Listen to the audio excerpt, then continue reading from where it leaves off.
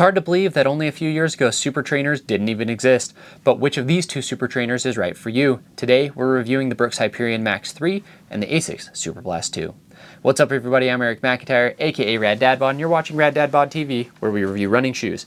Like I said, today we're comparing the Hyperion Max 3 and the Superblast 2, and if it's your first time watching one of my videos, you may notice some timestamps below. Feel free to jump around to the various parts of the review, but if you do so, I'd sure appreciate if you come back, watch the full thing when you get a second, as I put a lot of time and effort into these videos. And if you've been a viewer for a while, but you haven't yet hit that subscribe button, please consider doing so today and turning on notifications so you get notified every time I drop a new video, which is typically Monday through Friday. Now, quick plug, I actually had my charity bid submitted and accepted for the Tokyo Marathon in 2026. As such, I've committed to raise $4,000. Now, I'm going to donate a bare minimum of $1,000 of my own dollars, as I'm donating the revenue from YouTube for June, July, and August, committed to that, as well as any commissions that I generate through any of the affiliate links below. But I'm still trying to raise the additional $3,000. I'll probably need a little bit less after all of the revenue from YouTube, but anything above that $4,000 mark, I will still donate towards charity. Now, if you'd like to donate and help me raise that money, please consider using the GoFundMe link in the description below. Or again, if you need any running tights, running gear, or any running fuel, any gels, anything along those lines, please use the links below, as I'll get a kickback and I will be donating those towards charity. Now, quick disclaimers and disclosures. I did purchase the Superblast 2 with my own money, but the Hyperion Max 3 I did receive from Brooks for the purpose of review.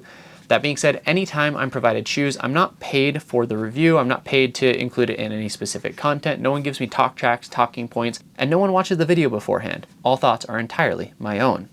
Now let's talk about the intended use of these two shoes. Now, it's interesting, both of these are technically Supertrainers, but the construction's very, very different, and we'll get into how that breaks down. But Supertrainers are technically going to be the shoes that you utilize for marathon training runs and long runs, right? They're meant to kind of save some of the mileage of your race shoes and take on some of those workouts, and also give you a little bit more impact protection, a little bit more cushion, a little bit more assistance as well on those big workouts.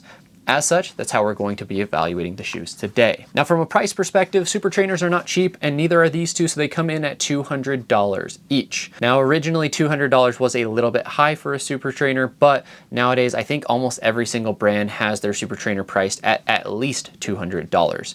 From a specs perspective, the Superblast comes in at 8.8 ounces, which is 249 grams, and then the Hyperion Max 3 comes in at 9.9 ounces, which is 280 grams. Then from a stack standpoint, both of them have 46 in the heel. The Superblast comes in at 38 in the forefoot for an 8mm drop, and then the Hyperion Max 3 is 40 in the forefoot for a 6mm drop. So both of these well over the legal limit of what is allowed for professional runners to run in. So that's another thing with Supertrainers. Oftentimes they are super max cushion, so they are above that 40mm mark in the heel. Now, from a fit perspective, the Superblast fits true to size lengthwise. I would not half size up or down based off of length. And then I would say from a width perspective, it has a narrow overall heel. I would say it has a mid to narrow midfoot area, and then I would say it has a pretty normal overall toe box. Meanwhile, with the Hyperion Max 3, I would say that it also fits true to size lengthwise, would not half size up or down based off of that. And then I would say it's, fairly accommodating fit throughout. I'll talk about the upper and how that upper fits though, because although it does fit, I think it's a wider overall heel, I think it's a wider overall toe box, and actually a wider kind of midfoot area. One thing with this upper is that it actually doesn't feel wide in the midfoot area. So let's transition to that, because speaking of the upper, right, the Hyperion Max 3 has a really, really interesting upper construction. So what they call it is they say that it is a breathable mesh upper, right? You have kind of a mesh material here, these kind of mesh paneling throughout kind of the midfoot and toe box, but underneath that you basically have like a knit booty upper in the heel and then the tongue. And with that, I don't know if you can see in the shoe very well, but there is kind of, it's like almost like double gusseted, and then the tongue itself has some filling or padding in the middle, right? Which all of that basically combines to have a very snug overall midfoot feeling, right? When I look in there and I put it on foot, there's clearly room, right? You can slide around in that shoe. It is a wide foot friendly midfoot, but it's interesting because you get a lot of compression on it. So to that end, maybe a wide-footed runner may not like it, but for a narrow-footed runner, you could probably cinch down and get good lockdown, right? I did find that the shoe itself did have some pretty good lockdown with that kind of booty structure. Personally, I'm not a fan of how much cushioning they put in the tongue area, and I do think it adds some additional warmth that is not really necessary in that heel and midfoot area, because the rest of the shoe is very, very breathable, but it does kind of warm you up here up top. For the most part, it is a comfortable overall upper experience though. Now moving to the Superblast, you have an engineered mesh upper, and you do have a kind of like a more light cushion tongue. There is a little bit of padding, but it's really kind of more of a light overall tongue, and then the tongue is gusseted. It's a really traditional feeling upper, but it actually breathes pretty well overall. In fact, between the two, I would say, I actually think they're pretty comparable in breathability for the most part, right? You don't really see it very well on camera, I don't think, but this knit, or this, I guess it's like an engineered mesh again, it actually has some pretty decent ventilation, even though it looks fairly traditional. And I do feel like because it has maybe a little bit more narrow midfoot area, you get some really, really good lockdown in the shoe. The heel cup, even though it does curve in a little bit, it doesn't put any unnecessary pressure, at least for me, on the Achilles area, and you do have some nice padding there, which is going to feel very, very comfortable overall. You know, I kind of like that you get a more traditional overall upper here, instead of going like full synthetic or full, you know, just like uncomfortable or like streamlined and race fit sometimes is just uncomfortable to me. So I like that you get a little bit more traditional fit in the shoe. Now moving to the midsoles, the Superblast has a dual layer midsole. So you have Flight Foam Turbo Plus, FF Turbo Plus up top, which is a PIBA based foam. And then underneath you actually have the FF Blast Eco, which is, I believe it's an EVA based foam on the bottom there. So you're gonna have a firmer layer, and it's just a small layer, but that's gonna give the shoe a little bit more stability, a little bit more structure. And then you have a, you know, it's not like the softest PIBA based foam. It's a little bit firmer than a lot of brands actually, but it's a bouncy responsive foam, right? And because the foam is so thick, like you can almost get a little bit of snap as well, but you don't have any plate elements in the shoe, which to me, I love that because it means that I don't have to worry, like I don't recommend plate usage on a daily basis, whether that's nylon or carbon plate, right? And so for me, the Superblast 2 is super versatile because you can use it for almost any type of run.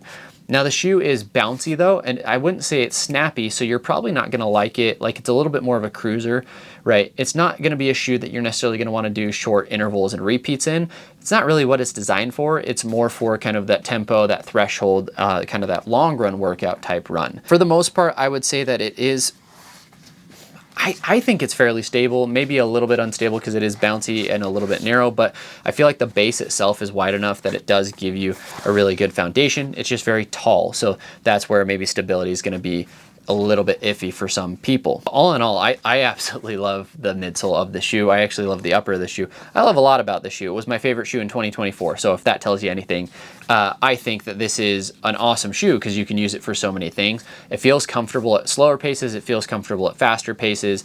It's just a really nice, like I would race a marathon in this shoe. I would also run an easy run in this shoe. Moving over to the Hyperion Max 3, now you have a PIBA top layer, right? So you do have the DNA Gold top layer, and then you actually have a supercritical EVA based foam on the bottom, which is the DNA Flash, right? The DNA Flash is going to be firmer. It's firm, but maybe a little bit softer than the FF Blast Eco in the Superblast, but there's a lot more of it. And then you have that thick slab of PIBA based foam. You also actually have a plastic plate in between the two, which is going to add a little bit of rigidity, but you can see you can still flex the shoe because a plastic plate isn't going to be quite as rigid as a carbon fiber plate, right? Now the result of this shoe, it is bouncy, right? You know, similar overall sensation. It is bouncy, but it is a little bit more poppy, a little bit more snap compared to the Superblast in my opinion. So surprise to me, I actually think you could use this for short intervals if you're someone who, you know, likes a little bit more shoe on those workouts. I know, you know, sometimes heavier runners don't like to run in, you know, really like lightweight trainers or low to the ground, low stack trainers because, you know, they just feel like they get beat up. So they want something with a little bit more protection, but they still want the snap, still want the pop. That's where the Hyperion Max 3 kind of shines in that area. And then it's still very capable of going, you know, long run workouts, and that's really what it's mainly designed for, right? The Piba foam is bouncy. You get some really good energy return from the shoe, and it does have a medial cutout, but honestly, like, it's a pretty minimal cutout, and so you don't, like, there's still a ton of ground contact on that outsole, right? As opposed to some of the other shoes that we've seen with medial cutouts, right? They also will cut out kind of in between the heel area, and that's just not the case. So this is actually a fairly stable overall shoe.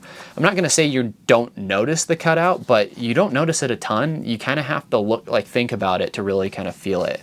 Now, as far as how I feel about the shoe, you know, I think that it does have some potential to race in as well, depending on what you're looking for, if you want a little bit more support underfoot.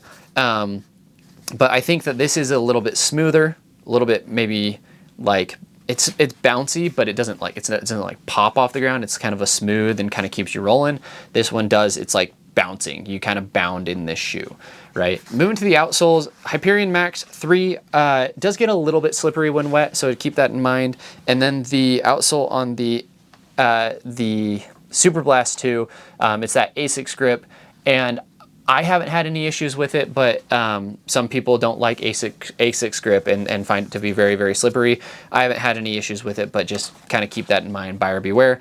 But as far as durability of the outsoles, you know, both of them are holding up pretty good, but you can see that there's some wear and tear there in the heel on the Hyperion Max 3 on the exposed foam. Don't really have hardly any wear and tear though on my Superblast 2s. Now, as far as my pick between the two, I'm still going Superblast 2. It's just so good. It's so versatile. You know, the only thing that the Hyperion Max 3 has on it, in my opinion, is maybe short and fast. But even then, like, I don't need to go short and fast in Supertrainers, right? Unless I want a full one shoe rotation. But even then, like, I think that the Superblast is the better one shoe rotation because there's no stiffening element. There's no plate element, right? So I just think it's one of, if not the most versatile shoe on the market. I would race a marathon in it. Yeah, I probably wouldn't race like a 5K, 10K, but I'd race a half marathon in it. Meanwhile, the Hyperion Max 3, you know, it's a really good shoe. It's a really, really good shoe. It might be my super trainer of 2025, but the Superblast 2 still reigns supreme for me at least. So anyway, just some final thoughts.